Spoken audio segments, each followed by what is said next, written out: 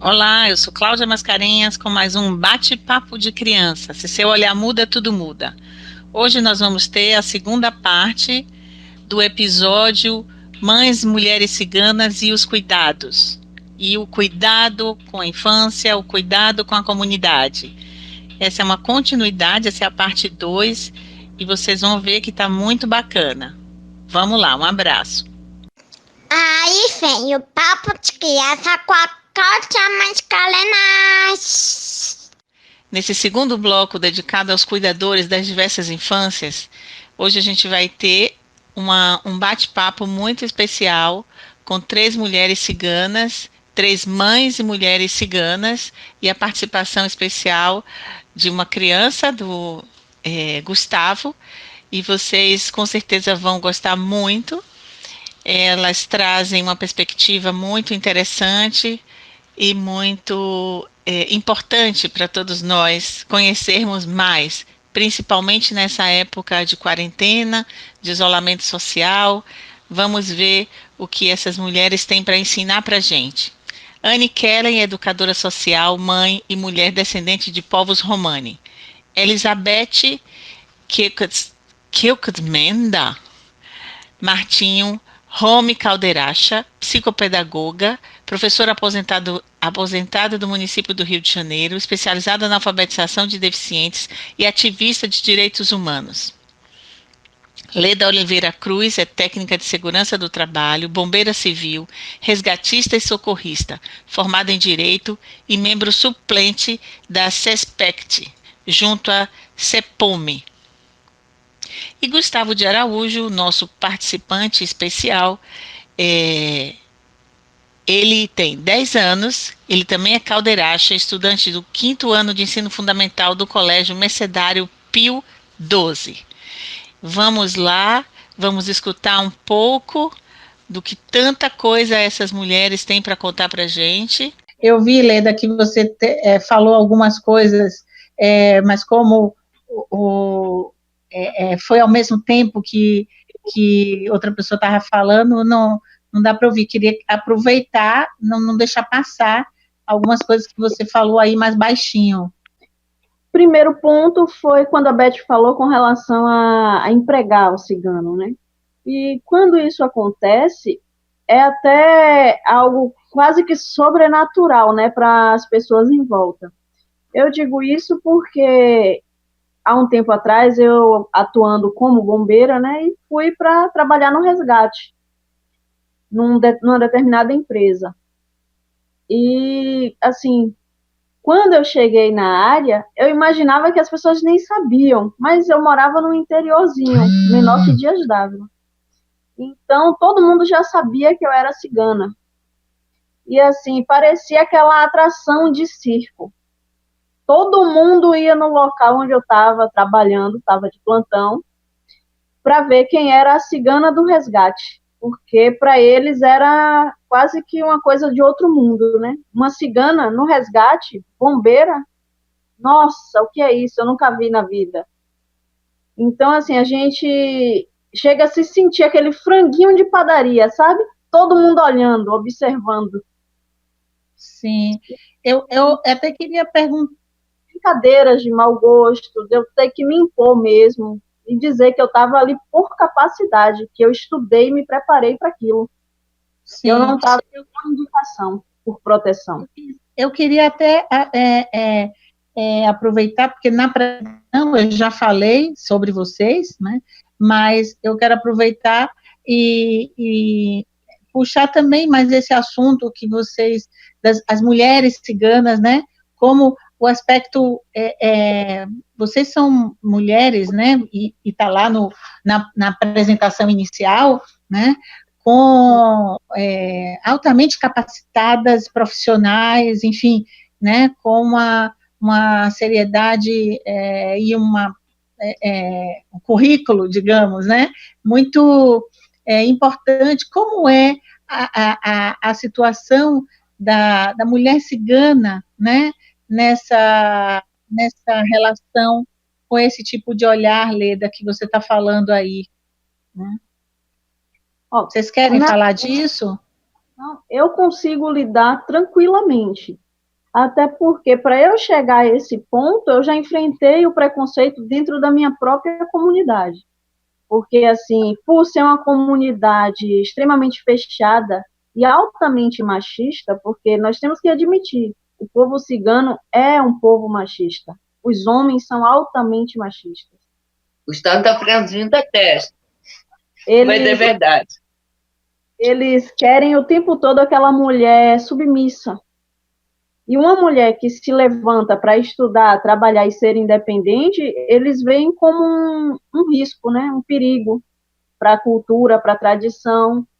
É como se, a partir do momento que a gente conseguisse essa liberdade, essa independência, a gente fosse perder as raízes, o que não é real. Pelo contrário, a gente evolui, mas mantém as raízes bem firmes. A gente não esquece a origem, de onde a gente saiu. Pelo contrário, a gente quer crescer e mostrar, olha, a gente também pode. A gente é cigana e consegue ter a mesma capacidade que qualquer outra pessoa. Não é a nossa cultura, a nossa identidade que nos faz menores, nos colocar em pé de igualdade. E, assim, outra coisa que eu queria falar com relação ao que a Beth tinha citado foi com relação ao racismo institucional, que isso é muito forte até hoje. Por mais que se tente fazer políticas para o povo cigano, a gente vê que acaba, na verdade, não saindo do papel.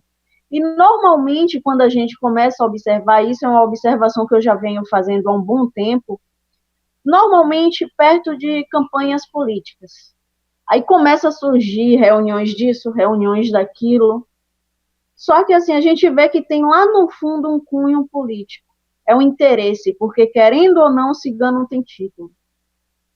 Mesmo muitos não concordando, achando que cigano deve ser tratado como um animal, o cigano também tem título, o cigano também vota. E na hora que chega às eleições, pode ser decisivo. Porque, apesar de não ter um censeamento voltado ao povo cigano, nós somos inúmeros no país. E isso pode ser decisivo nas urnas. Então, assim, nesse momento nós somos lembrados. Aqui em Camaçari, por exemplo, que é vizinho, e boa parte da minha família reside lá, tem alguns ciganos que estão com o Covid-19. E, assim, foi solicitado, né? Foi feita a ligação, solicitado os exames, e se recusaram aí. Disseram que não podia, que os ciganos teriam que se dirigir ao hospital. Quando, na verdade, a orientação está sendo entrar em contato e ficar em casa. Mas se tratando de ciganos, né, não precisa, tem que ir até lá. Então, assim, você vê que o racismo está sempre... Esse é o racismo institucionalizado, né, Leda? Isso é arraigado demais, não é isso que você está dizendo aí? É muito importante isso. É muito importante. E assim, muitas mulheres, eu creio que a Anne, a Beth, voltando agora à questão do lidar, né, com essa evolução profissional e independência, eu creio que elas também passaram pela mesma situação, né, de preconceito já iniciado na própria cultura. Nossa, eu tive que ir para frente da escola, eu sou professora, dava aula numa escola do município aqui, e isso em 91, eu tive que ir para a frente da escola dizer que eu não era cigana, porque as mães estavam tirando as crianças da escola porque tinha uma professora cigana que roubava criança. Então, eu tive que ir para frente da escola, na hora da saída das crianças, dizer, junto com a diretora da escola, que eu não era cigana.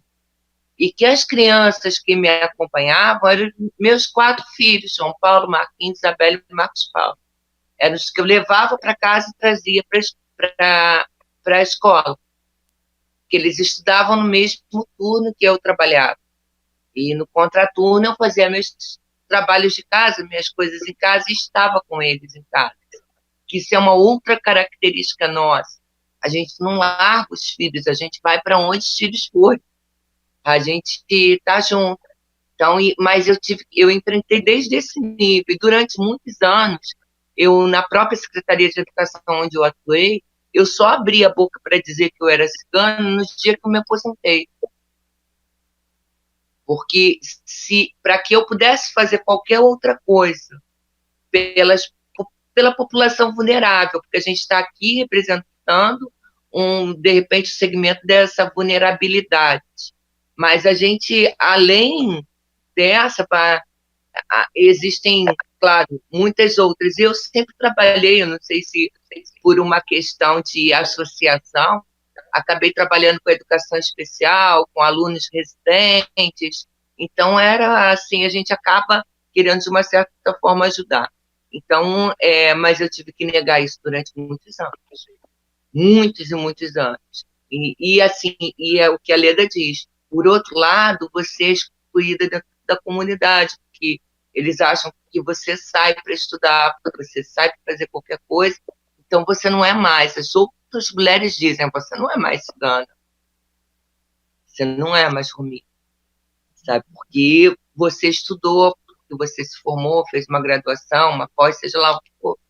É muito difícil, é uma luta, uma jornada muito difícil. Mas esse eu acho que é papo assim para dias, conversa para dias. É verdade. Voltando à questão da pandemia, que o Gustavo já até deitou aqui.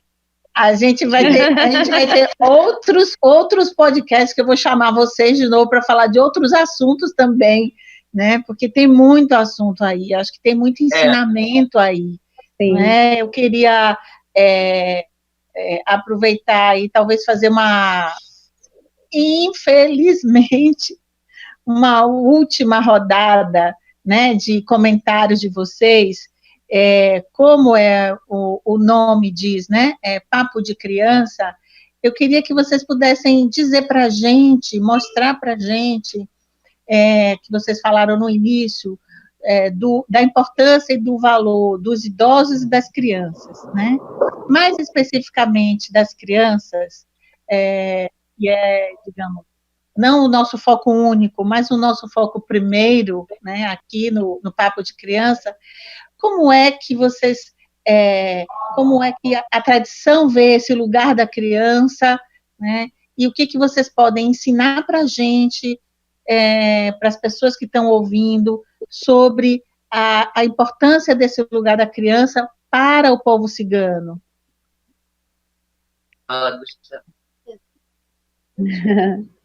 Bom, eu acho. Bem, a criança assim, não querendo falar assim, uma frase feita, mas já falando, a criança ela representa o nosso futuro. Então, quando a gente cuida da criança, a gente cuida do nosso amanhã, a gente cuida do nosso futuro, a gente cuida de quem vai cuidar da gente um dia. Então, e a gente tem um respeito muito grande. Então, eu acho que a gente não tem casos de, assim, de violência entre sabe, pais e filhos. A gente não vê isso. A gente tem um carinho e um respeito muito grande. E a gente brinca, porque naturalmente a gente brinca. Gustavo dança com a mãe dele, né, Gustavo? Dança, canta, está aprendendo a tocar alguns instrumentos, joga jogo de tabuleiro, coisas que para a gente é normal. A gente faz sempre. Agora a gente está tendo chance de fazer mais, né? Mas jogar, dançar, cantar, isso é uma coisa normal, não é isso? Fala o que você faz em casa com sua mãe, como é que vocês se divertem. Então, é que eu tenho meu videogame, mas minha mãe não gosta de videogame, claro, minha mãe nunca gostou de videogame, mas até que eu mostro pra ela como é importante ser um pouquinho conectado no videogame, eu mostro pra ela como é que se começa a jogar o videogame, eu ensino pra ela como é que se joga, eu ensino pra ela os jogos que tem, eu falo pra ela o que tem no jogo, o que tem, o que se importa no jogo, e eu também eu faço com ela com jogos, eu tenho no meu armário, tenho um armário meu, se vocês forem na minha casa, vocês vão ver um monte de jogos meus que eu tenho no armário. E eu jogo bastante com a minha mãe gosta, mas Mas eu só posso jogar quando minha irmãzinha tá dormindo, porque minha irmãzinha é levada, ela bagunça tudo. Ela joga tudo no chão. Isso, aqui. Coisa de bebê. Aí quando a minha irmãzinha dorme, eu jogo com ela, a gente coloca uma música pra gente canta, a gente canta, a gente dança, a gente fica um tempo junto, a gente vê filme junto, a gente vê televisão junto, a gente fica deitado junto pra gente ficar vendo, sei lá, um filme, a gente prepara uma pipoca, a gente come, a gente fica conversando, isso, aquilo. Isso é importante porque significa isso é importante para todo mundo, que significa que um tem que um se importa com o outro, que a mãe se importa com que o filho se importa com a mãe, que é para todo mundo ter isso, porque tem pessoa, porque tem crianças que não passam tempo com a família, não passam tempo com a mãe, porque quando a mãe vai trabalhar, não passa tempo direito com ela, a mãe sai para trabalhar cedo, não vê nem ela. A mãe não busca na escola, a mãe não leva na escola, deixa com a babá, deixa até sozinha em casa, ou deixa na casa da avó, deixa na casa do tio. E é ruim isso.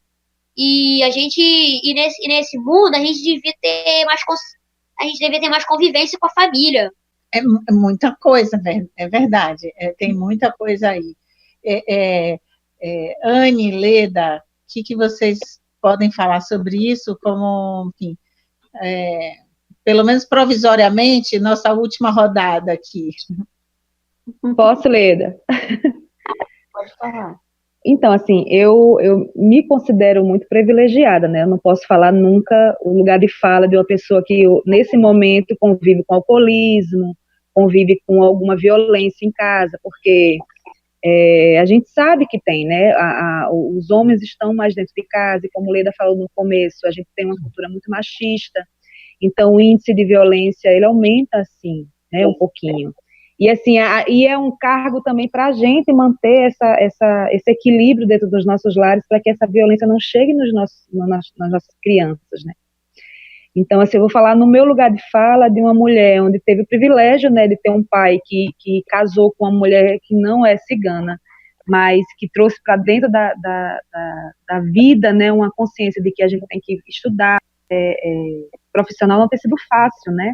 Porque é desestimulado, porque a gente vê a violência no contexto completo do que é violência, né? De todos os níveis, não só da agressão física, mas daquela que te impede de falar, de pensar, de achar que você é inferior porque você é mulher.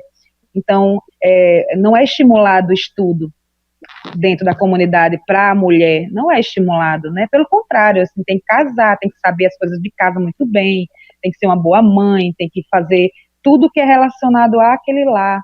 Então, eu vim estudar muito tarde, eu fiz supletivo enfim, ainda estou lutando pela minha formação, estou no processo acadêmico, aí veio essa pandemia, né? Enfim, mas a construção é mais difícil quando você é uma mulher de etnia, é mais difícil.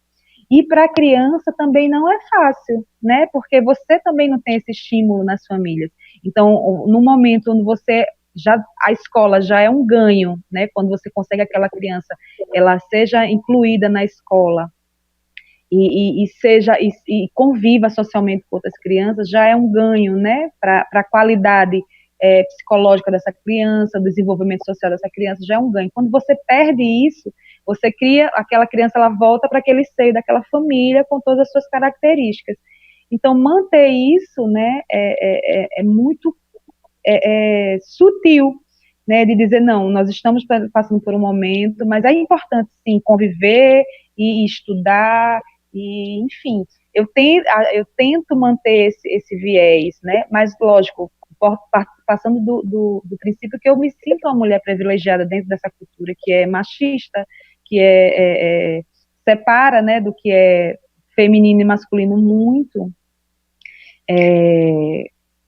Eu tento manter esse diálogo com os meus filhos, que tem que, lógico, também achando que a gente não tem que ficar o tempo inteiro num processo, você tem que produzir, você tem que estudar, você tem que ter horário para isso, horário para aquilo, né? Livre, mas conversando de que essa vivência ela vai voltar em algum ponto. Mas quando Beth fala de acolher, de proteger, né? Eu acho que esse é um fato que a gente vem fazendo, acolhendo e protegendo as suas demandas. Mas a gente, infelizmente, sabe de casos de outras famílias, de famílias que não conseguem fazer isso, né? Não consegue porque mantém ainda um nível de violência ainda forte, de diálogo violento, quando eu falo, né? De castigos e de não conseguir conviver com, muitas vezes, as famílias numerosas e os ambientes cada vez menores acabam estressando esses pais que já estão passando por uma situação de estresse psicológico muito grande, e aí acaba voltando essa imposição, né, da fala violenta para as crianças, né, acaba, né, pedindo para calar, pedindo para não aborrecer. Então, eu acho assim que a gente tem que ter, nesse momento, paciência, né? Lembrar que esse é um momento só, que isso vai passar, né? A gente aqui, por conta os meninos gostam muito dessas lives, né? De sertanejo, que tá aí live, muita live.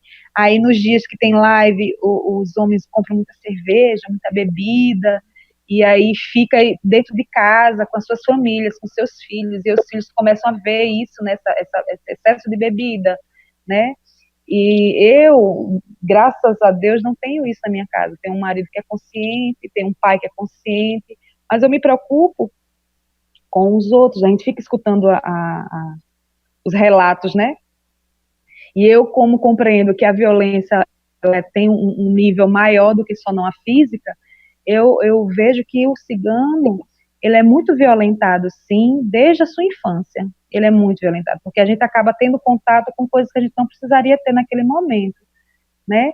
Lógico, para proteger, para a gente não temer o que está lá fora, né? Porque a gente vive numa sociedade que nos romantiza, que também nos violenta, né? Como as meninas falaram com relação ao racismo, mas que nos obriga a viver marginalizados ou estereotipados, né? Se eu quero me pertencer e que as pessoas me respeitem, eu crio um estereótipo e eu quero manter ele.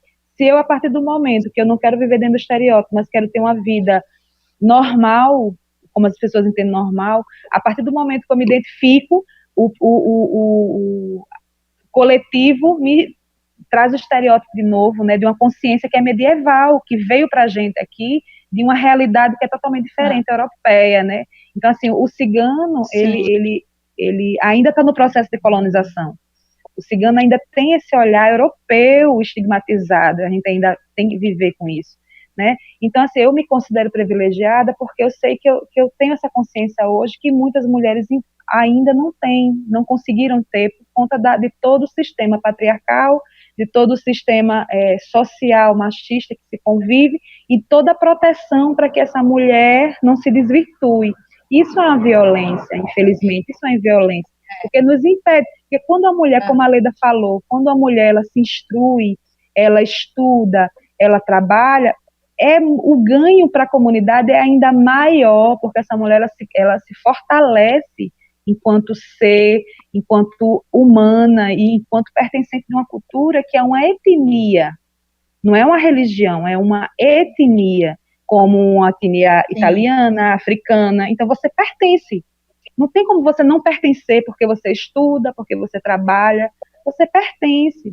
Então esse é um diálogo que a gente já vê mais avançado em alguns países por conta do sistema discriminatório, e que aqui no Brasil ainda é pouco falado, porque existe o contexto também dentro das famílias de muito machismo, de muita violência velada, que não se é falado, né? Mas que existe. Leda. Bom, assim, pra gente aqui, as crianças têm um lugar de privilégio, porque é o momento onde toda a nossa cultura, todo o nosso saber está sendo passado. Porque, querendo ou não, ainda hoje é difícil a gente ver, de fato, a nossa cultura sendo passada por nós mesmos, por escrito. Né? É sempre passado de forma hegemônica, é de pai para filho. Sempre foi assim. Hoje existem alguns pesquisadores, pessoas interessadas que já escrevem a respeito, né? Mas ainda é raro. Então, assim, as crianças têm essa prioridade, têm uma liberdade imensa, até porque eles precisam ter liberdade para aprender com prazer, tudo que eles precisam aprender a respeito da nossa cultura, da nossa etnia, dos nossos saberes, que só são passados dessa forma. Por exemplo, o dialeto, o nosso dialeto, você não vai encontrar em lugar nenhum por escrito, né? É sempre assim, é hegemônico. E com relação ao que a Anne falou, de fato existe essa separação. Já na infância isso começa. As meninas já são criadas para serem a doméstica, aquela mulher do lar que vai zelar dos filhos, do marido. Os meninos, inclusive, têm a liberdade de estudar, buscar conhecimento, mas não fazem, às vezes, por não quererem mesmo. Já as meninas que têm o desejo de fazer, não conseguem, são podadas. Então, quando elas lutam, se deparam, né, com toda a confusão que fica no meio da família, do discordar dela evoluir, dela crescer, porque eles acham que estão perdendo, em vez de terem a visão, como a Anne falou, de ganho. Porque alguém que está instruído que vai estar no meio de uma maioria que está sem instrução. Vai ser alguém instruído que pode lutar e ajudar a melhorar as condições, né? A gritar que a gente exige e que a gente também tem direitos. Mas na cultura cigana isso é muito difícil de acontecer, se abrir os olhos e enxergar dessa forma. E assim, as crianças têm esse privilégio, né, de ter esse lugar de destaque, essa liberdade total que se tem. Porque assim, é como se estivessem já criando os filhos para o mundo. Tem toda essa liberdade para aprender o que é a vida. Mas essa liberdade só é realmente liberdade para os meninos. Para as meninas, é aquela liberdade velada, usando o que a Anne falou, né? Aquela coisa velada.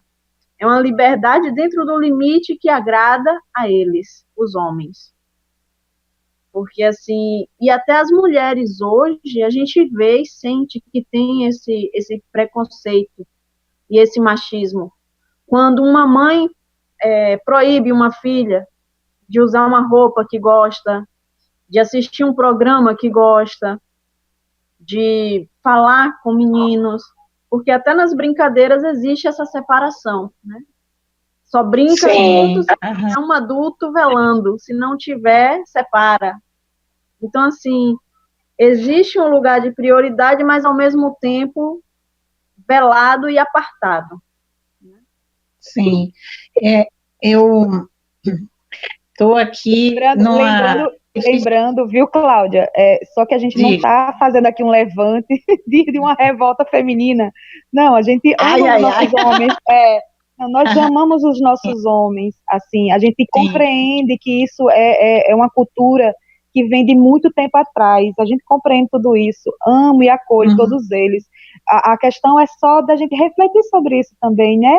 Olha que coisa linda, claro. Ter três mulheres desse grupo aqui dialogando sobre a vivência dos seus filhos. Isso é muito rico, isso é muito rico. Então, imagine se muitas mulheres ciganas tivessem essa oportunidade de fala, né, de compreensão. Como é que a gente não ganharia enquanto sociedade? Né? Então, é só para a gente não parecer que está fazendo um levante aqui desse... Claro. Né? Não, a gente ama os nossos homens, os nossos meninos, a gente ama. Mas a gente precisa dialogar também que a vivência da mulher, ela pode ir além do ambiente doméstico. Sim. O que eu posso dizer para vocês que isso que vocês estão falando é importante para as mulheres ciganas, como você está dizendo, mas é importante para todas as mulheres. Sim. Né? E para todas as mulheres. Porque para as crianças e para todas as mulheres. Agora, eu vou realmente agradecer muitíssimo. Estou aqui nessa função difícil de encerrar esse bate-papo tão sincero, tão, assim, da alma, né? Assim, que sai da alma, né? Aí, agradecer Leda, Anne, Elizabeth, a nossa participação especial de Gustavo, né? E muitas coisas eu acho que a gente aprendeu, e eu espero que quando as pessoas escutem, consigam ser sensibilizadas também, mas uma coisa que ficou para mim como muito bacana, que eu queria frisar aqui, é que para se ter resistência, né, é fundamental uma união e uma solidariedade absoluta, né? Como é que um povo vai passar pelas situações mais difíceis desse povo, né? Como que nós agora vamos passar por essa situação tão difícil, né? O que vocês três estão dizendo para a gente, que é muito, muito bacana, é que resistência se faz com união e solidariedade. Muitíssimo obrigada a vocês, muitíssimo obrigada. A gente que agradece. Um beijo grande. Muito obrigado por ter me convidado, tá bom? Eu agradeço muito. Foi muito bom falar com vocês, viu, Leda, Beth, Gustavinho, Cláudia, muito bom. E assim, a gente está reaprendendo, inclusive, a estar nesse ambiente aí virtual, que antes era tão separado, né? E agora ele está virando a nossa forma de expressão. É tão importante isso, né? Então é muito bom essas conversas. Gratidão pelo convite. Muito bom estar de manhã com essas mulheres maravilhosas aí, que eu admiro tanto. Tchau, gente. Um abraço. Tchau. Oi, eu sou o Arthur, eu moro em São Paulo, tenho 13 anos. O livro que eu quero indicar é O Cão dos Baskerville, do Arthur Conan Doyle. Oi, meu nome é Isabela Argulo, eu tenho 9 anos e eu moro na cidade de Salvador. O livro que eu escolhi para dizer foi Diário de uma Garota Nada Popular. A autora desse livro é Raquel René Russell. Oi, meu nome é Maria Clara, eu tenho 8 anos, eu sou de Salvador e o livro que eu gostei de ler muito foi O Saci, de Monteiro Lobato. Ficha técnica, música, Luciano Salvador Bahia. Desenho Menina da Jujuba, Renato Barreto. Lema central, se seu olhar muda, tudo muda. Fernando Passos, Engenho Novo. Assistente, Luísa Guerra. Produção, José Bittencourt Júnior. Estúdio, Alex Carlyle.